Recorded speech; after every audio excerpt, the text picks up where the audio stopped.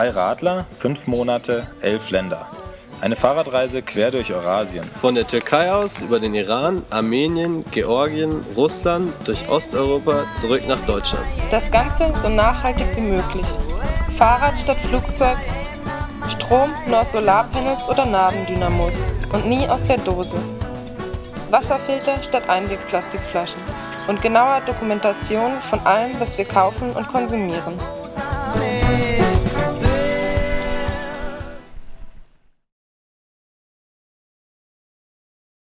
In diesem Teil fahren wir zunächst in den Nordiran, in die Stadt Tebriz, machen dann einen kleinen Abstecher mit dem Bus nach Isfahan und fahren danach über die Grenze nach Armenien.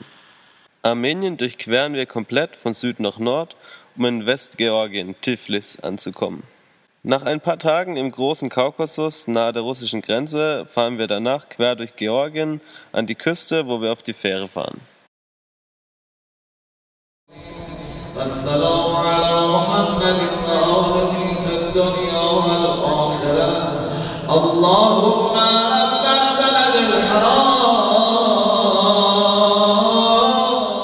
Und dann ging es für uns endlich in das Land, auf das wir vielleicht am gespanntesten waren, den Iran.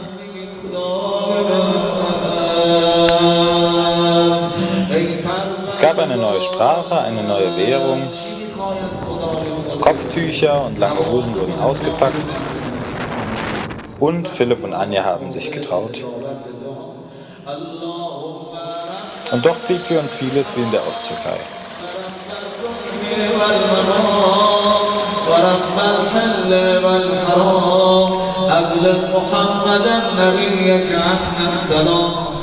In Tabriz wurden wir von einer tollen Gruppe von Radfahrern willkommen geheißen und zu Picknick und Übernachtung eingeladen.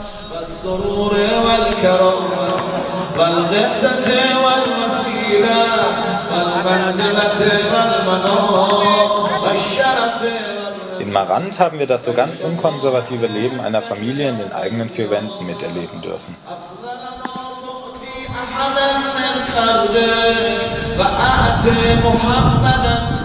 Esfahan hat schließlich mit seiner Architektur die Münder offen stehen lassen und war zusätzlich zufälliger Treffpunkt einiger Reiseradler, die spannende Geschichten zu erzählen hatten und ihr Leben auf verschiedenste Arten lebten.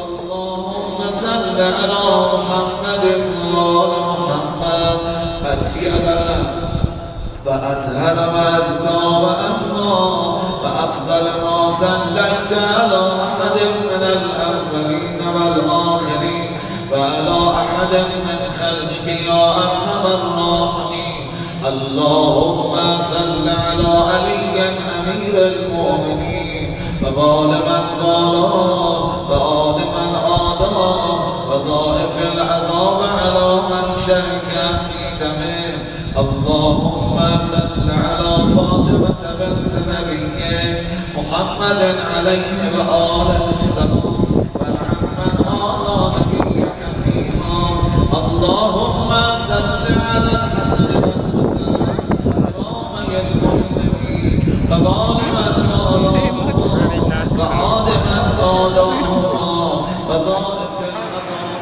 Der große Basar von Esfahan. Heute ist er leider komplett leer, weil hier nationaler Feiertag ist. Ein Imam wurde erschlagen. Insgesamt kam uns der Iran am Ende viel moderner vor als vorher erwartet. Was in der Osttürkei an gesellschaftlichen Regeln befolgt wurde, war im Iran Gesetz. Und doch hatten wir das Gefühl, viel mehr kleinere Revolutionäre zu treffen, die sich mit vorsichtigen Verstößen gegen die Regeln wehrten, die von oben kommen, Religion abzulegen oder sich eigene Grundsätze zu schaffen und sehr offen auf andere Kulturen und Lebensmodelle geblickt haben. So, berghoch fahren für die Faulen.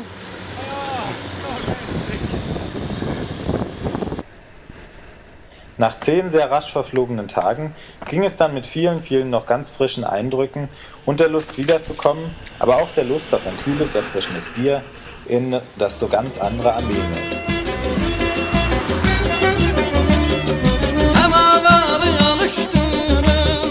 Maşaverini karıştırın, semavarı yalıştırın.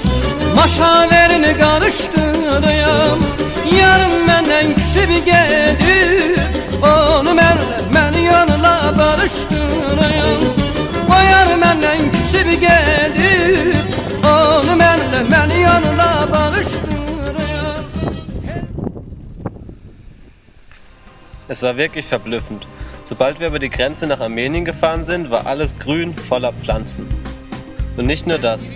Nach dem eher flachen Iran erwarteten uns in Armenien Berge. Der kleine Kaukasus. Der grüne Kaukasus ist tatsächlich grün. Es ist wunderschön hier. Wir sind gerade so auf 1800 Meter. Es ist trotzdem bulle heiß. Gerade ist mal ein Stück nicht so steil. Aber es ist sonst hier ganz schön bergige, steile Straßen in Armenien. Die Jungs haben sich an LKW rangehängt. Mal schauen, wann ich sie wieder treffe. Ja, und so in etwa ging es die ganze Zeit weiter. Hoch auf 2500 Meter, runter auf 500. Hoch auf 2000, runter auf 600. Oben war es meistens kalt und unten war es heiß.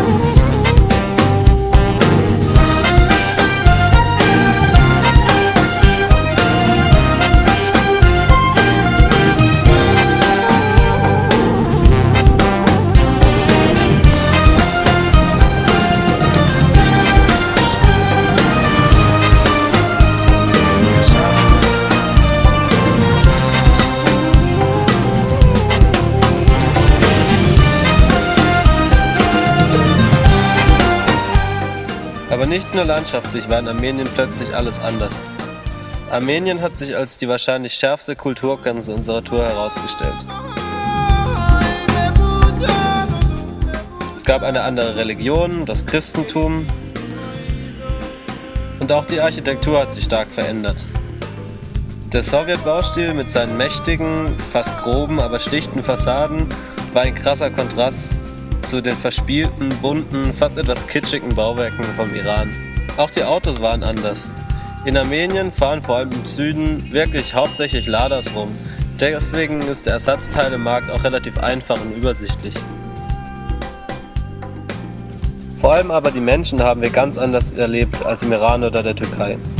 Dort wurden wir meistens sehr behutsam behandelt und jede kleinste Äußerung wurde beachtet und jeder Wunsch sofort erhört. Wir mussten eher aufpassen, nicht zu viel Gastfreundschaft und Hilfe in Anspruch zu nehmen. Anders Armenien. Hier ist der Umgangston rauer, lauter, temperamentvoller, aber sehr herzlich. Ein "Nein, danke, ich bin nicht hungrig" oder "Ich möchte keinen Wodka trinken, weil wir morgen früh weiterfahren" wurde hier nicht groß beachtet.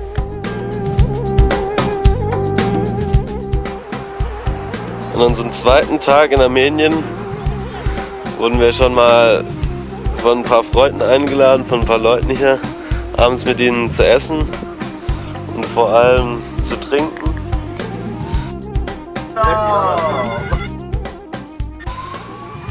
Und ja, das Trinken, der Wodka hat's in sich. No problem. Dementsprechend sind wir ein bisschen gezeichnet alle.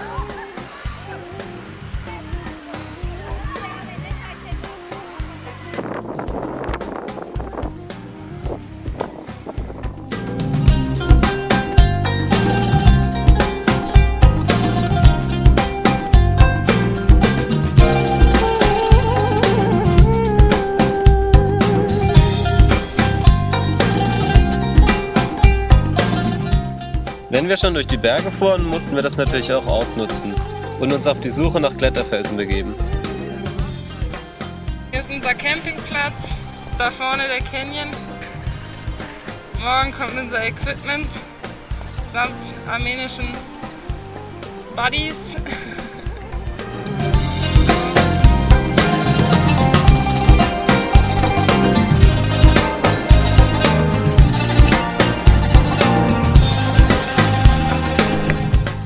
Natürlich haben wir auch der Hauptstadt Jerewan einen Besuch abgestattet. Dort ging es vergleichsweise ruhig zu, aber wir haben die Gelegenheit genutzt, unsere Elektronikausrüstung etwas nachzubessern.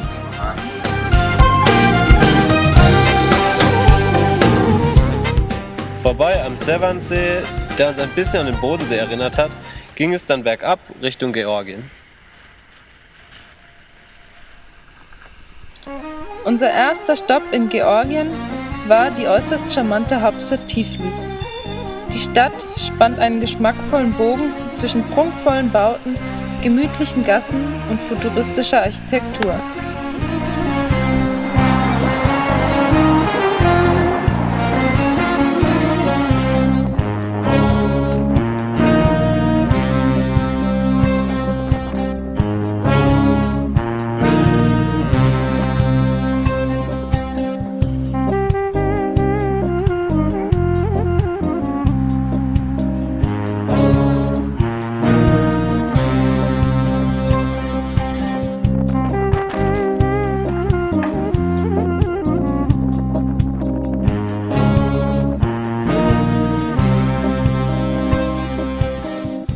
In der Altstadt findet man ein Puzzle gut erhaltener sowie verfallener und in Restaurationsarbeiten befindlicher Bauten vergangener Epochen.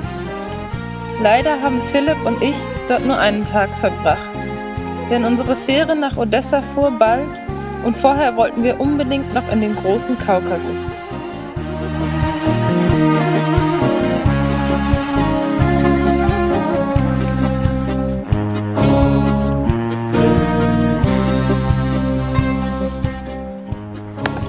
Deswegen haben wir uns für ein paar Tage aufgeteilt.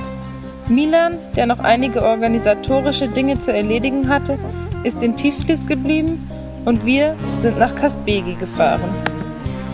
Die kleine Ortschaft liegt nur 15 Kilometer von der russischen Grenze und ist der Ausgangsort für Exkursionen auf den Kaspek. Der Kaspek ist imposante 5047 Meter hoch, vergleichsweise jedoch einfach zu besteigen.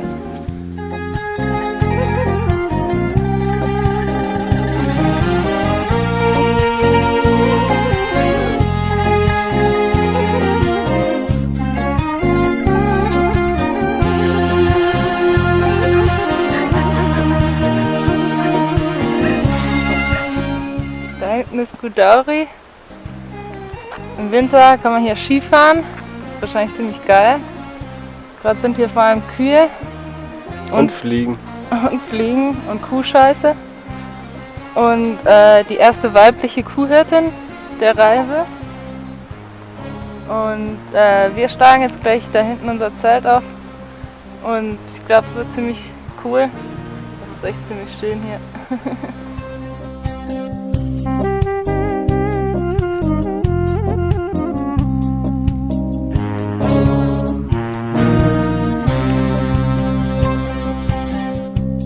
Wir haben unser Basecamp schon auf 2200 Metern aufgeschlagen, direkt vor der eindrucksvoll positionierten Zaminda-Sameba-Kirche.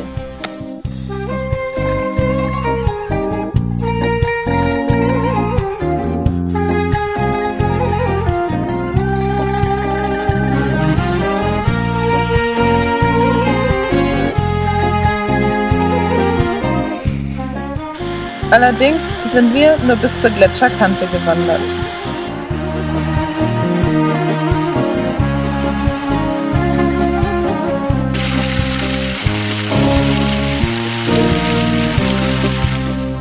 Die Weiterfahrt an die Schwarzmeerküste hat uns vor allem auf kleinen Straßen geführt. Der Verkehr auf den größeren Straßen war uns bei weitem zu gefährlich. Dabei ging es durch gemütliche Orte und vorbei an unzähligen Obstplantagen.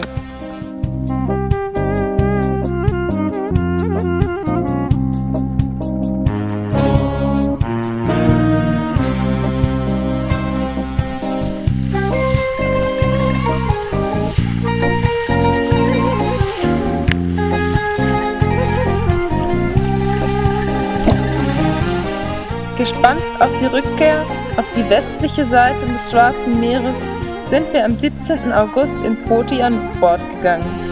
um 3 Tage später in Odessa in der Ukraine wieder an Land zu gehen.